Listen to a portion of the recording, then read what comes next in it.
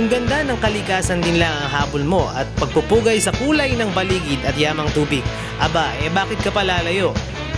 Sa isang sulok ng lungsod sa tabi ng tubigan, akalain mo bang may isang grupong patuloy na naghahangad na ipagmalaki ang natatagong ganda ng lungsod ng Calapan? Halika, samahan niyo ako sa aking biyahe sakay ng St. Ezekiel Moreno.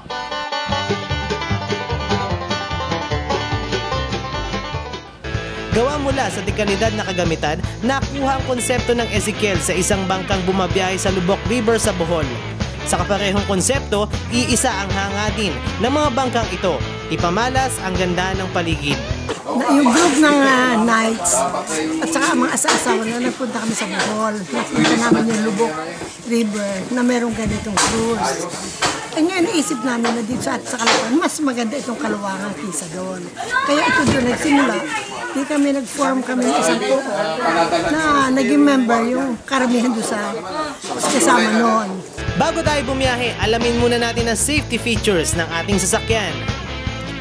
Una na dito, konektado sa kalikasan and for the good health, no smoking o mahigpit na ipinagbabawal ang paninigarilyo sa loob ng bangka. May mga palikuran din na para sa kalalakihan at kababaihan. At kung sakaling magkaroon ng problema o di inaasahang sakuna, may mga life jackets na nakahanda para sa mga nakasakay dito, kaya wala kang dapat ipag-alala. Palagi kaming may nakakarga na life jackets at yan ay sinisigurado namin na sapat para sa lahat. Ito po yung sinasabi nilang safety features. Kumbaga kung sakaling magka-problema yung barko, meron po sila nakahandang life jackets. Yung life jackets nila sapat para sa lahat ng na ma-accommodate yung lahat ng magiging guest nila at yung mga staff dito. Ito po yung life jacket. Magkano yan? Sabado at Linggo pa lamang ang biyahe ng bangka, alas 11 hanggang alauna ng hapon ang aking natsyempohan. Pag-alis pa lamang ay sinimula na ang pre-departure announcement. Isang dasal at konting kwento kung ano makikita sa buong paglalakbay. Akala mo ba mata mo lang mahalina? May mga harana pa sa iyo, isang grupo ng musikero na talaga namang mapapainda ka sa salim ng mga tugtugin.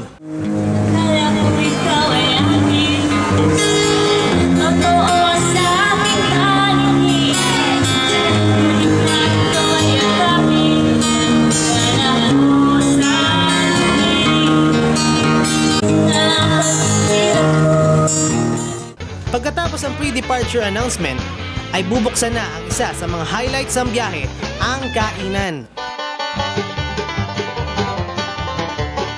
Ito po yung specialty daw nila dito, fish fillet. Ayos. Ito yun siya. Ito yung nakukuha, yung bangko yun. Nakita nyo, nakatakip pa. Ayos, tagang lasang-lasa. Talaga namang pati tiyan mo ay masisiyahan. Kasama sa hain syempre ang specialty nila, ang baboy at fish fillet na mismong sa ilog na ito nakukuha. Ayon pa nga sa mga may-ari ng bangka, malaking tulong ito sa mga taong nakatira sa paligid ng ilog na ang ikinabubuhay ay mula sa yamang tubig. Bukod sa mga nagsasarapang pagkain, bida din dito ang mga prutas at iba pang malilinamnam na pagkain. Tapos ng tanghalian, ito naman, prutas naman para lang tayo. Ayos. 2 oras ang biyahe na tinatahak ng St. Ezekiel. Binabaybay nito ang ilog hanggang sa makaabot sa Kalawangan Lake. Matatanaw din ang hubog ng ipinagmamalaki nating Mount Halcon at sa gilid ng dinadaan ng ilog ay ang mga mangangalakal sa yaman ng tubig at mga kabataang may nakahandang ngiti kung sila'y makakasalubong. At kung talagang dadapuan ka ng swerte, ay makakasabay mo din ang mga isdang animoy naglalaro sa kanilang kaharian. Masasabi ko lang dito sa project na ito ng Tourism Council, maganda ito dahil ipopromote ng ecotourism potential ng province.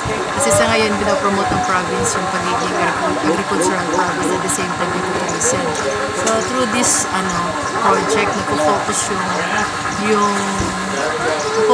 yung ating ecotourism potential as well as yung bigyan din napansin yung forestry sector.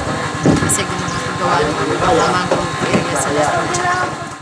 Sa 2 oras ng biyahe, talagang makakalimutan mo ang pagod at problema ng nagdaang isang buong linggo. Hindi lang masasarap na pagkain, hindi lang masasayang awitin, pinakamahalaga dito ay ang pagkilala at pagsaliw sa piling ng kalikasan. Minsan nga, nakakalimutan na natin ang halaga nito. Pero pag naranasan mo ang sandaling biyahe, tulad nito, siguradong sa iyong pagdaong pagbalik ay sasabihin mong ang ganda ng mundo.